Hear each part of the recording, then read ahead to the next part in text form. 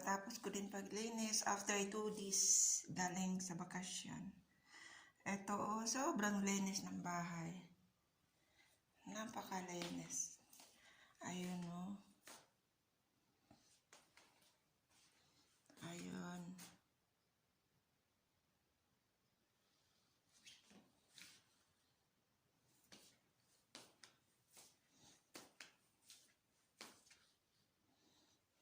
Talagang pagdating ko dito, sobrang dami ng alikabok.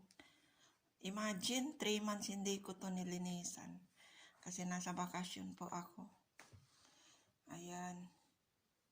Di ba malinis?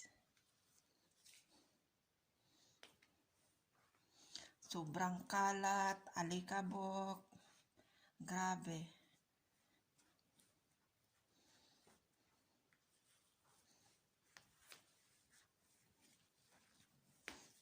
Ayan ang sahig. Napakakintab niyan. Nakalinis, tsaka maayos. Wala nang kalat. Inayos ko po lahat. Ayan. Sa wakas din, sobrang saya ng amo ko nang bumalik na ako. Sa wakas, malinis na rin yung bahay niya. Ayun. Tsaka ito naman yung CR. Banyo. Dito. Ayan. Ito naman yung kainan nila. Dito. Ayan yung kainan.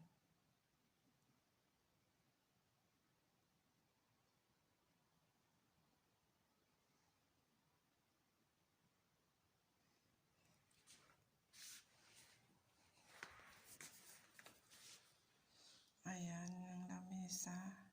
Tsaka mga upuan.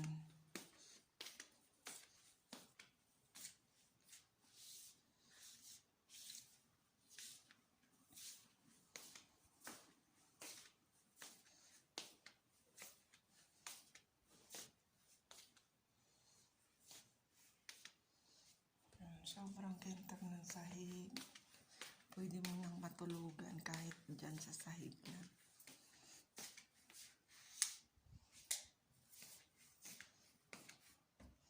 Ito na naman dito.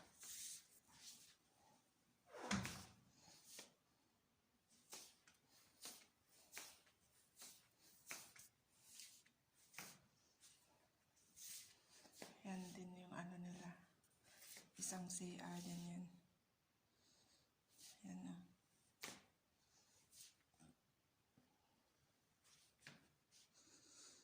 Yan pati yung sa taas, nilinisan ko. Kasi grabe yung alikabok. Nabubusog ako sa alikabok. Grabe. At ito naman yung nila, television. Kita nyo guys, sobrang laki. Napakalaki. Television nila.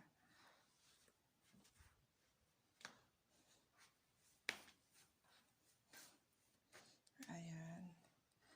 Simple lang ang bahay na to, pero kahit na simple, gusto yung malinis tsaka maayos, maganda pa rin.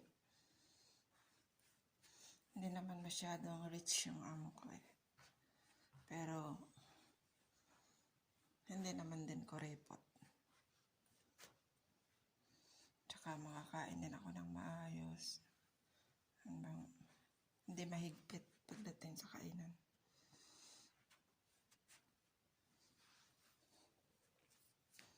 Ayun bago na tong carpet nila.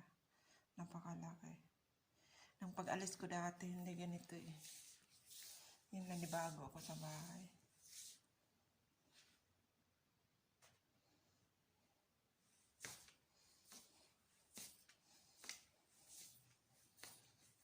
Every time na nagbabakasyon ako, ganito talaga pagbalik. May panibago. Ito naman yung nila. So guys, yung pag may bisita, dito sila upo. Ayan.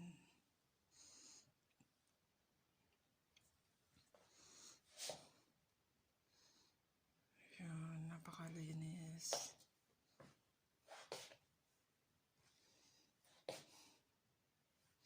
Kaya halos minsan wala na akong oras mag-YT. Dahil busy, lalo na ngayon, yung Ramadan coming na. Ilang days na lang yun. Parating na yung Ramadan. Mas lalong wala na akong oras dyan.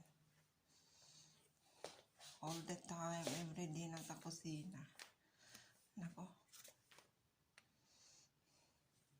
Walang hinto ang pagkain, magdamag. Araw at saka gabi. Grabe. Yan. Makakaroon na naman ako dyan ng eye bag.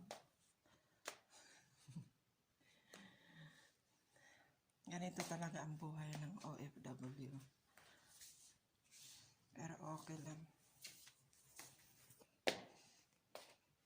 At least mabait naman yung amo ko. So, it's okay. Kahit pagod. Ito naman ako sa labas. Ayun, yung linis dito. Dito naman yung ano nila. Sa labas. Kita nyo guys. Oh, walang kalat. Napakalinis. Ayun.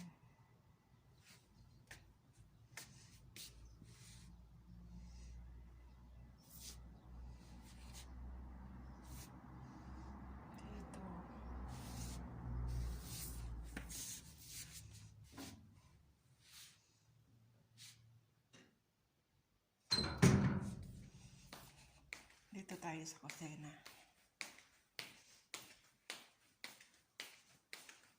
Dito naman sa kusina, ayun. Nagluluto pala ako ng tanghalian. Wow. Ayun, wala ng kalat, diba? Malinis.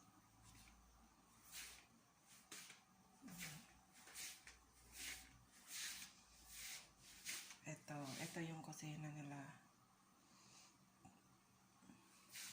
Saka dito naman yung ano ko, yung plansahan. Dito ako namamalansa. Ito, yung dami ng gamit. Pero maayos naman yung pakalagay, hindi makalat. So, nung pagdating ko dito, grabe ang kalat. Sobra. Kahit saan na lang nilalagay yung mga gamit. So, ngayon pagdating ko, wala na. Inayos ko lahat, mga gamit. So, saka dito naman tayo sa corridor. Dito, ayun. Dito naman. Yan, nililinisan ko lahat yun. Mga ganyan. So, thank you guys. Salamat sa panonood. I-share ko lang po ito yung trabaho ko na sobrang pagod nung pagdating ko galing sa bakasyon. Salamat guys.